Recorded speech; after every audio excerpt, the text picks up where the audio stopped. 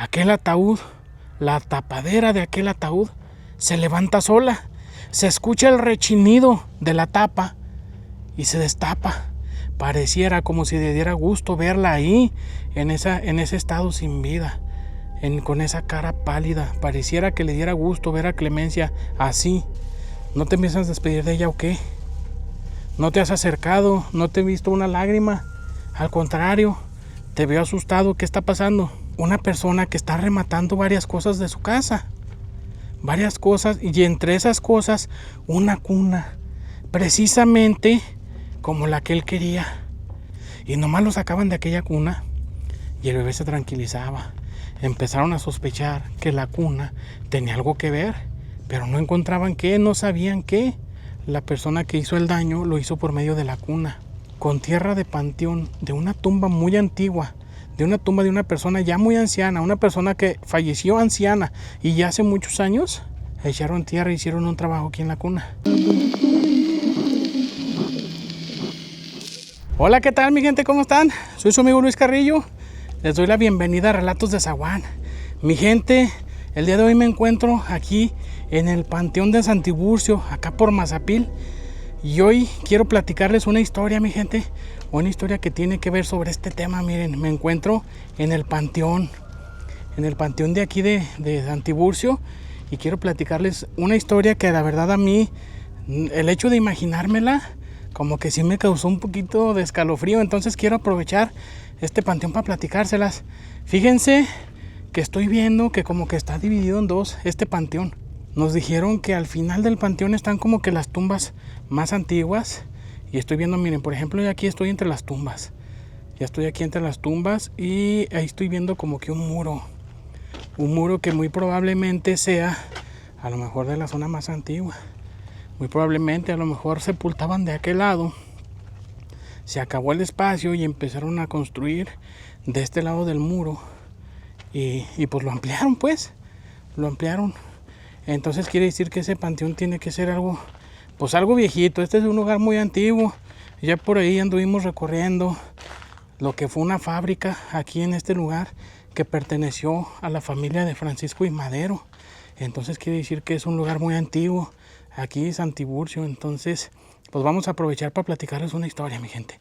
Fíjense que hay veces que pasan cosas muy extrañas cuando una persona fallece.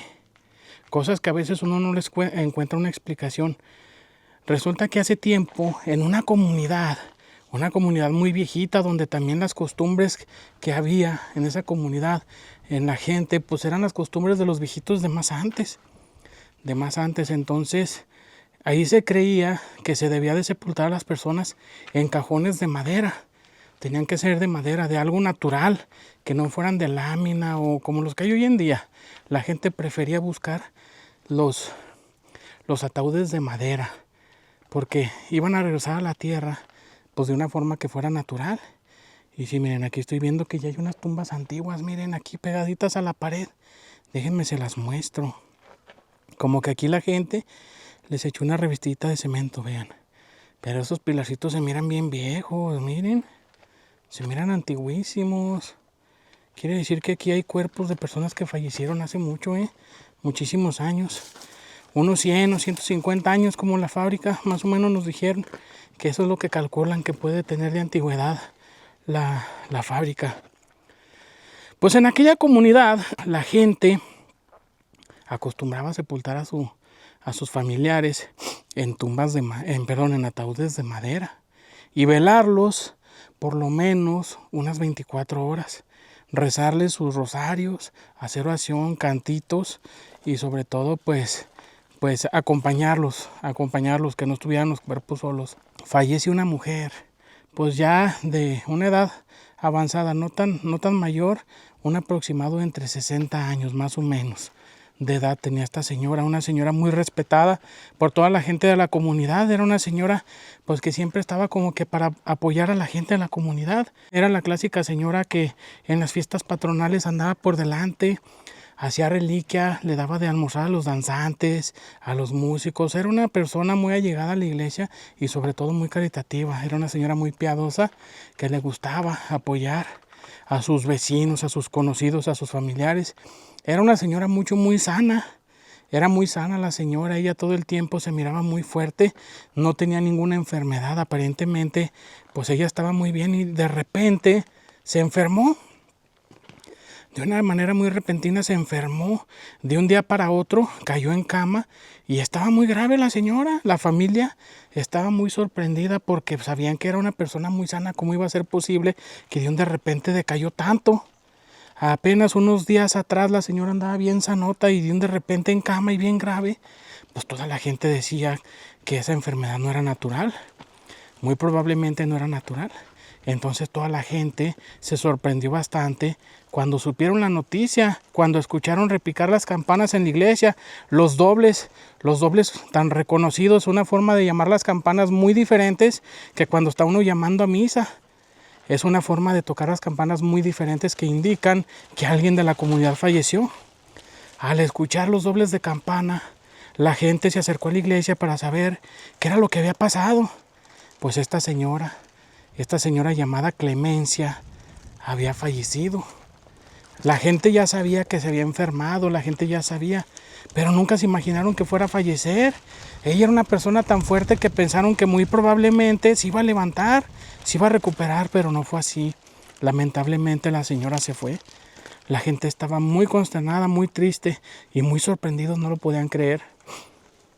Hicieron todos los preparativos y la llevaron a su casa para velarla. Muy pronto los vecinos empezaron a llegar conocidos, familiares de otras comunidades, de otros estados. Era una persona muy querida y muy pronto se empezó a llenar la casa de gente que venía para despedirse de ella, para acompañarla en sus últimos momentos en su casa. Estaban en sus oraciones, estaban haciendo algunos cantos, cuando de repente empezó a soplar un viento muy extraño, muy helado. Algo muy raro porque para empezar no era tiempo de aires, no era tiempo de los aeronazos, entonces ese aire se les hacía muy extraño. Y ustedes sabrán, yo no sé si en sus comunidades o en sus localidades sea igual, pero aquí por ejemplo con nosotros, en los tiempos del aire, durante el día es cuando se suelta el aeronazo, pero ya en la noche se calma. Es muy raro cuando en la noche hace aire. En esa comunidad aparentemente era igual. No era normal que durante la noche o durante la madrugada se soltara ese aire tan helado. La gente lo empezó a tomar como algo sobrenatural. Pero seguían en sus oraciones. En ese momento lo que importaba era pues el eterno descanso de Clemencia. Cuando de repente entró un aire muy helado, como si fuera una misma presencia lo que estaba entrando a la casa. Fue un aire tan fuerte que apagó las luces y las velas de la casa, todas juntas de golpe al mismo tiempo, fueron apagadas. ¿Pero por qué? ¿Por qué? Qué raro, como si una boca muy grande soplara, una boca que abarcara todo el lugar de un solo golpe, de un solo soplido, apagara todas las velas. Eso estuvo muy raro y a la gente le dio muchísimos escalofríos, muchos escalofríos.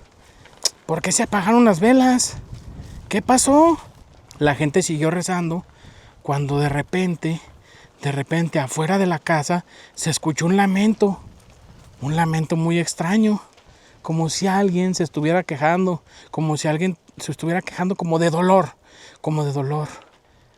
La gente se le puso la piel chinita, se le erizó la piel, los pelos de punta al escuchar aquel lamento, pero simplemente siguieron rezando. Trataron de no hacer caso y seguir. Aquella persona, aquella señora Clemencia, era muy querida por toda la gente del pueblo. Entonces nadie tenía la intención de retirarse. Nadie tenía la intención de irse de ahí, del lugar. Ya era un aproximado de la medianoche. Eran las 12 exactamente, cuando de repente aquel ataúd, la tapadera de aquel ataúd, se levanta sola. Se escucha el rechinido de la tapa y se destapa. Y dejó al descubierto aquel rostro pálido ya sin vida de Clemencia. La gente se asustó, todos gritaron al mismo tiempo, asustados. Un hermano de Clemencia se levantó y cerró la tapa y le dijo: recuerden que el ataúd está hecho de madera. de tablas ya muy viejas con bisagras ya mojosas, oxidadas. Esto fue un error a la hora de que fabricamos el ataúd. Por eso se abrió, por favor, no tengan miedo, es algo normal. No se vayan, por favor. No se vayan, no nos dejen solos. Clemencia era muy querida en la comunidad, entonces la gente, aún a pesar de eso, se quedó. Decidieron no dejar sola a la familia y seguir rezando. Todos siguieron rezando al mismo tiempo y empezaron a cantar, a hacer oración con más energía, con más ganas, tratando de ahuyentar lo que fuera que estaba ahí, en ese lugar. Tal vez tratando de perturbar el descanso de Clemencia. Tal vez era algo malo. ¿Por qué se enfermó de repente? No era normal, ella era una persona muy sana.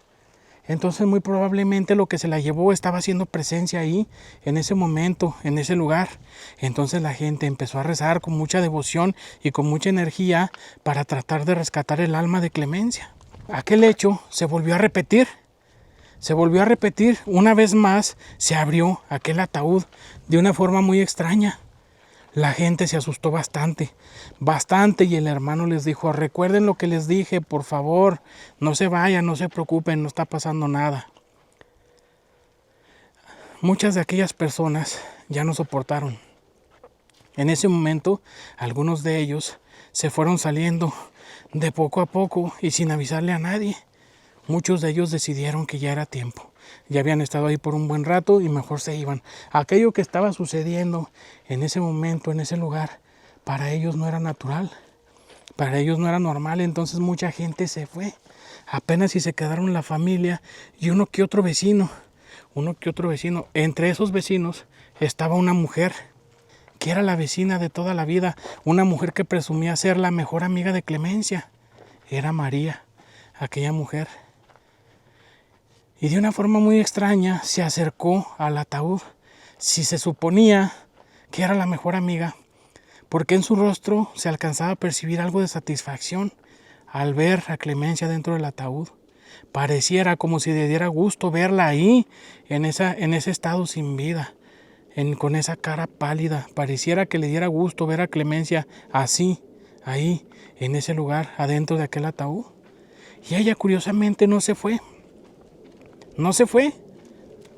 Pues resulta que la gente empezó a sospechar que algo no estaba bien, porque el viudo de Clemencia no se había acercado en ningún momento al ataúd.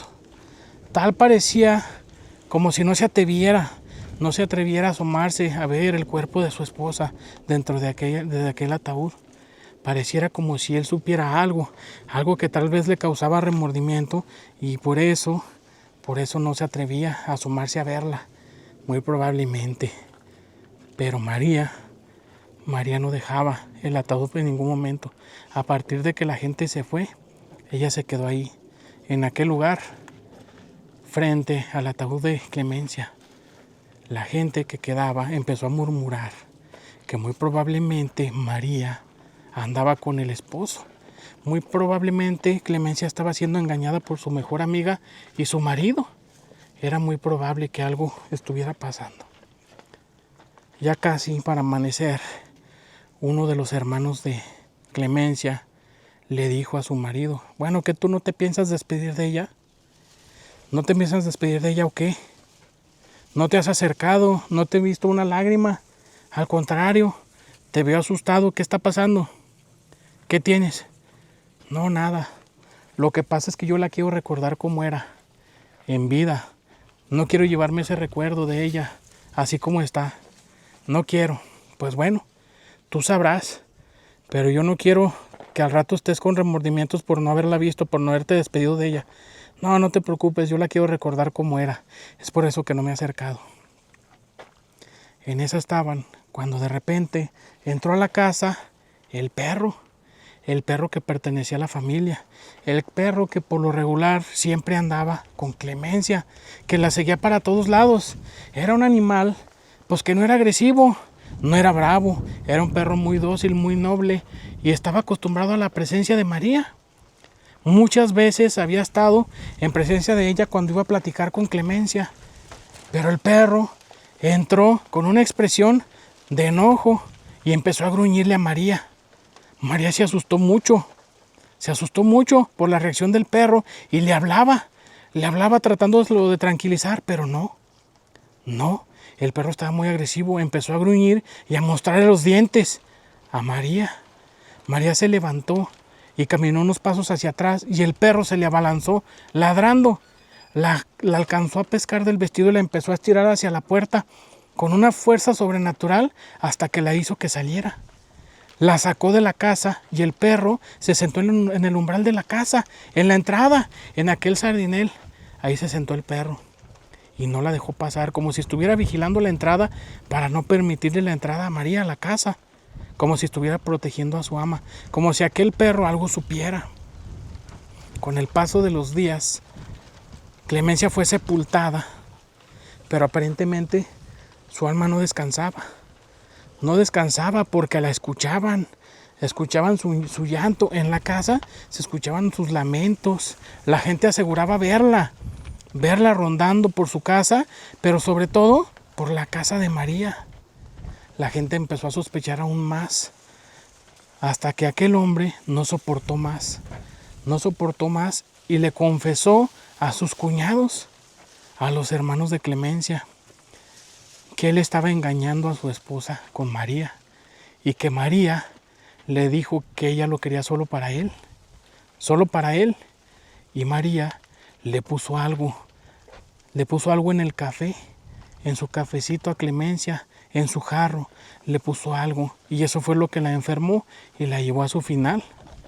Pero tal parece que María ya no vivió en paz tampoco, porque ella, con el paso de los años, empezó a volverse mal, a volverse loca. Ella empezó a delirar y a decir cosas sin sentido. Decía que Clemencia la perseguía donde quiera que andaba, donde quiera la miraba. Siempre decía, ahí está parada, ¿que no la ven? Ahí está, la miraba en todos los rincones de su casa, en las calles oscuras, en los callejones, adentro de la iglesia, donde quiera que ella estuviera, siempre miraba a Clemencia, donde quiera la miraba. Esta mujer terminó perdiendo la cordura, terminó volviéndose loca, la internaron en un lugar para ver si la podían ayudar y esta mujer acabó sus días en ese lugar. Aparentemente se volvió loca y así falleció. Justo cuando fallece ella, el esposo de Clemencia pierde la vista, se queda completamente ciego y a raíz de ahí él empieza a delirar también. Por las noches, dormido, lo único que hacía era repetir el nombre de Clemencia. Le hablaba a sus hijos y les decía que por favor le dijeran a su mamá que lo perdonara, y también les decía igual que María, ahí está, mírala, ahí está parada en la pared, papá, pero es que usted es ciego, ¿cómo va a ser posible que la vea? Es que ahí en la oscuridad de mis ojos, ahí la veo, lo único que puedo ver es su rostro reflejado en la oscuridad. Tal parece que Clemencia estaba atormentando a su esposo como atormentó a María, lo estaba atormentando. Con el paso de los años también, lamentablemente, este señor fallece. Y todos aquellos ruiditos que se escuchaban en su casa, en la calle, entre su casa y la de María, y aquellas personas que aseguraban verla, lo dejaron de hacer.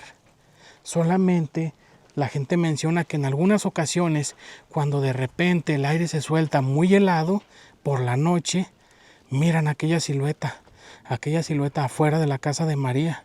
Y en su tumba dicen que por las noches ven aquel perrito que una vez que falleció María, una vez que falleció el esposo de Clemencia, ese perrito desapareció.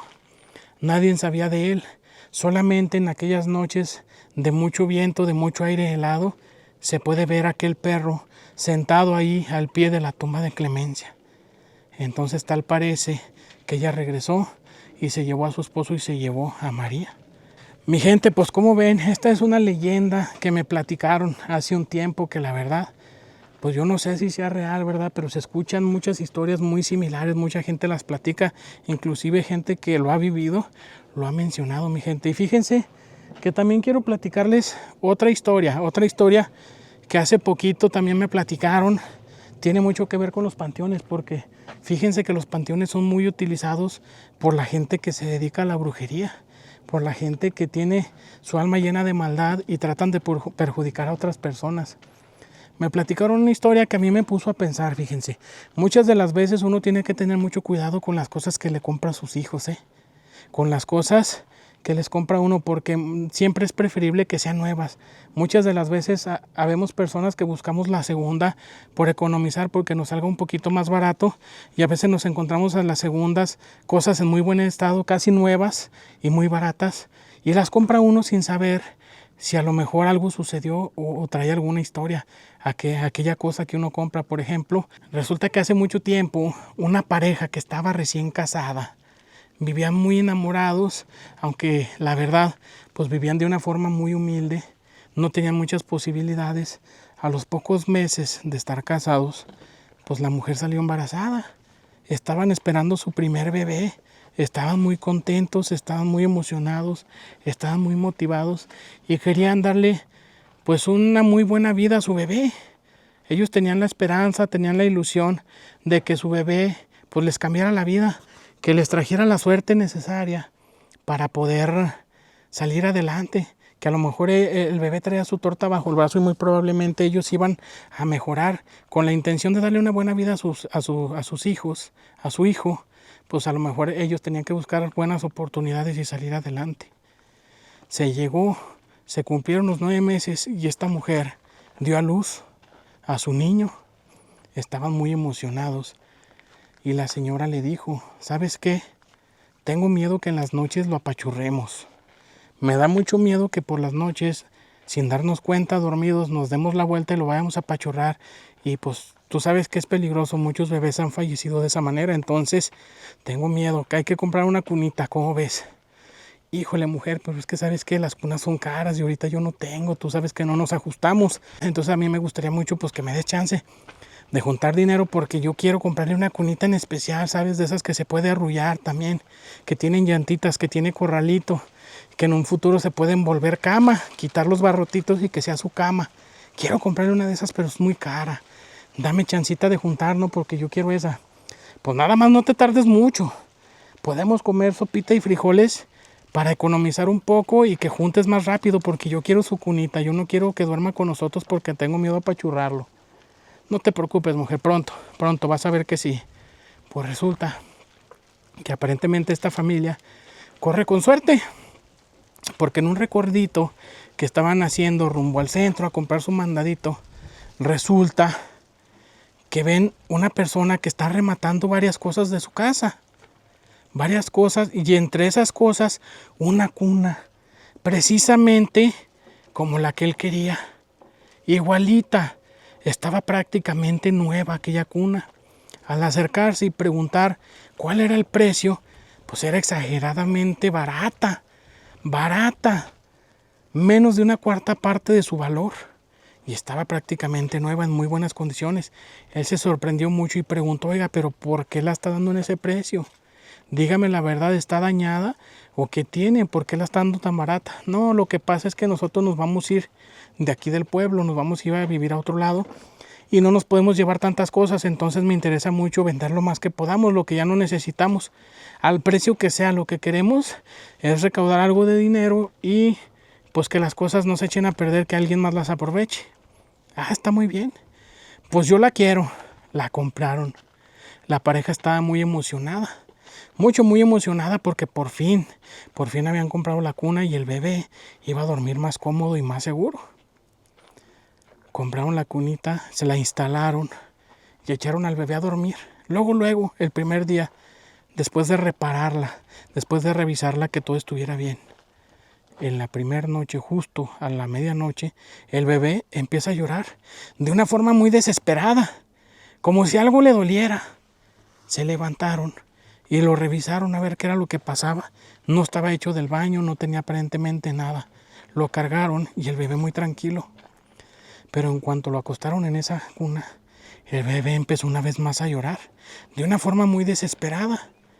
El papá le decía, tráetelo a la cama, mija, que se duerma con nosotros. No entiende, lo tenemos que acostumbrar a la cuna.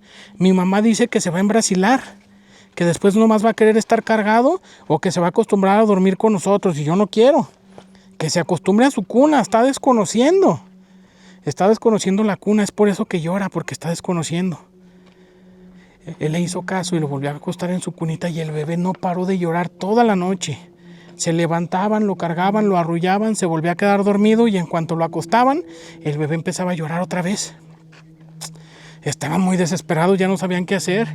Prácticamente estaba a punto de amanecer y ni ellos ni el bebé habían logrado dormir nada en lo absoluto. Al siguiente día pasó exactamente lo mismo. Dijo, ¿sabes qué? Revísalo. Algo tiene, se le clavaría una astilla. ¿Qué estará pasando? Lo revisaron y no. El bebé estaba perfectamente bien. Le quitaron toda su ropita, lo revisaron de pies a cabeza. El bebé estaba bien. Y nomás lo sacaban de aquella cuna y el bebé se tranquilizaba. Empezaron a sospechar que la cuna tenía algo que ver, pero no encontraban qué, no sabían qué.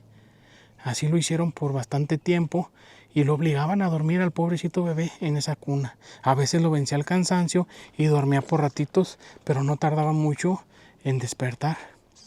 Hasta que un día le empezaron a notar moretones en su cuerpo. En todo su cuerpecito le empezaron a notar moretones. Se asustaron bastante porque pudiera ser alguna enfermedad. Lo llevaron al pediatra, al doctor, al especialista en niños. Le hicieron estudios y el bebé salía perfectamente sano. No le encontraban nada. Pero cada día le encontraban un moretón nuevo. Así pasó por bastante tiempo, hasta que un día de repente le notaron una arruguita en su rostro. A ese bebé recién nacido. Una arruguita. Oye, pero ¿por qué es eso? Muy probablemente se quedó dormido sobre algún borde o sobre alguna costura de su colchoncito, de su almohada, y a lo mejor se le marcó. Pero con el paso del tiempo, otra arruguita y otra en el brazo, en las piernas.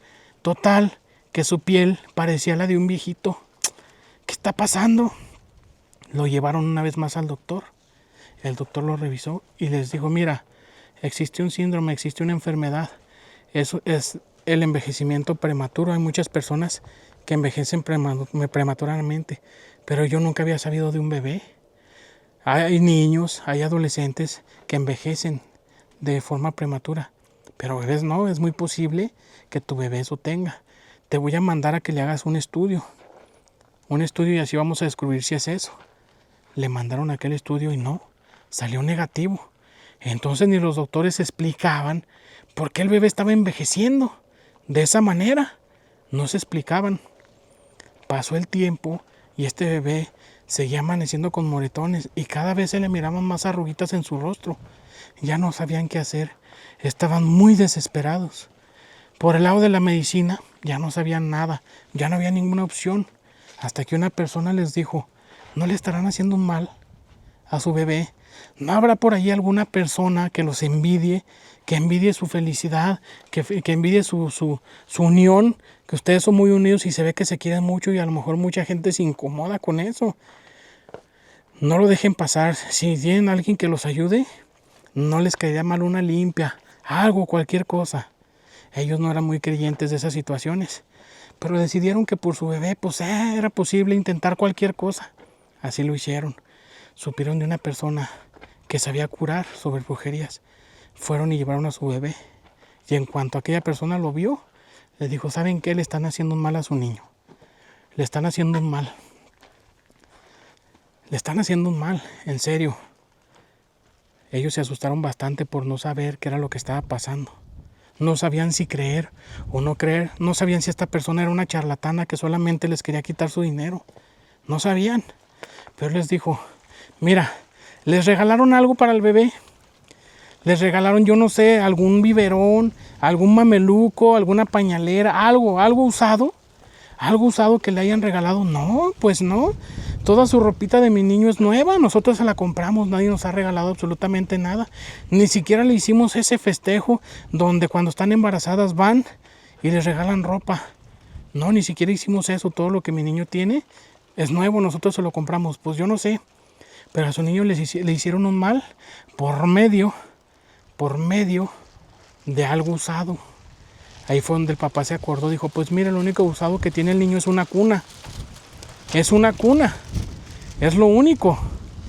Se la compramos usada a una familia muy decente que ya se iba a mudar y pues ni siquiera los conocíamos. Yo no creo que esas personas nos quisieran hacer algún mal porque ni siquiera nos conocen. Los conocimos ese día, ¿qué mal nos pudiera hacer si no nos conocen? Y los conocimos ahí por casualidad y en los primeros minutos de haberlos conocido les compramos la cuna. ¿Sabes qué? Va a ser la cuna. Necesito con urgencia que me lleven a verla. Con urgencia, ocupo verla. Ocupo verla porque esto lo hicieron por medio de un trabajo en un panteón. Por un trabajo en un panteón. Así es que necesito que me lleven a conocer esa cuna. Así lo hicieron. La llevaron a la casa, le presentaron la cuna y les dijo, ¿sabes qué? La persona que hizo el daño lo hizo por medio de la cuna. Con tierra de panteón, de una tumba muy antigua, de una tumba de una persona ya muy anciana, una persona que falleció anciana y ya hace muchos años, echaron tierra e hicieron un trabajo aquí en la cuna. Pero el trabajo no fue para ti ni para tu niño, fue para el bebé de aquella familia. Alguien los ayudó a curarlo, pero la única condición era pues que esa cuna no podía ser destruida. Esa cuna tenía que usarla otro bebé para que el mal que había en ella se pasara al otro bebé y así su bebé de ellos quedara 100% curado. Pero aquel mal tenía que absorber a otro bebé y desgraciadamente les tocó a ustedes. A ustedes. El papá dijo, ay, ya se me hacía raro que esa señora diera la cuna tan barata. Lo que estaba buscando era un bebé para que el de ella fuera curado. Dijo, no tengas malos pensamientos, nada ganas con buscarla, nada ganas con desquitarte. Olvídalo. Olvídalo, lo que necesitamos hacer es quitarle ese mal. Necesito que me traigas varios materiales y yo voy a hacer el trabajo. Ya después de ella hacer algunos rituales, en días de la semana en los que era más fuerte lo que ella iba a hacer. Terminó el trabajo y le dijo, necesito que quemes la cuna, que la quemes. No debe de quedar ni un trozo de madera. Aquella cuna tiene que estar completamente calcinada toda al 100%. Así lo hizo, lo llevó a un lugar alejado, le prendió fuego y aquella madera no quería arder. No quería, aunque la rociara con gasolina, con lo que fuera, aquella cuna no quería arder. Pero fue tanta su insistencia y las oraciones que él hacía al tratar de prenderle fuego, hasta que por fin logró hacer que aquella cuna ardiera. En su totalidad, al 100%, aquella cuna se calcinó. Y su bebé se curó. Aquellos moretones desaparecieron y su piel quedó otra vez completamente suavecita y estiradita, su rostro, su pielecita de bebé. Ese niño fue curado gracias a que esta persona supo entender qué era lo que estaba pasando y de dónde venía el mal. Entonces, mi gente, pues es una situación un poquito extraña, pero créanme que a mí muchas personas me han platicado cosas tan increíbles que han pasado. Y yo que he andado a veces en exploraciones nocturnas en los panteones, como aquí en este lugar, me ha tocado encontrarme trabajos que aparentemente los acaban de hacer, trabajos muy recientes, trabajos que no deben uno tocar, no los debe uno tocar para no absorber aquel mal. Entonces, mi gente, pues hay mucha gente llena de maldad que busca la oportunidad. Cuando ven la felicidad en otras personas y ellos no son felices, pues como que no aguantan y deciden hacer algo, no sé, la verdad, porque habrá gente así. Pues bueno, mi gente, esas fueron estas dos historias aquí en este panteón. Espero que haya sido de su agrado. Soy su amigo Luis Carrillo y nos vemos en la próxima. Muchísimas gracias.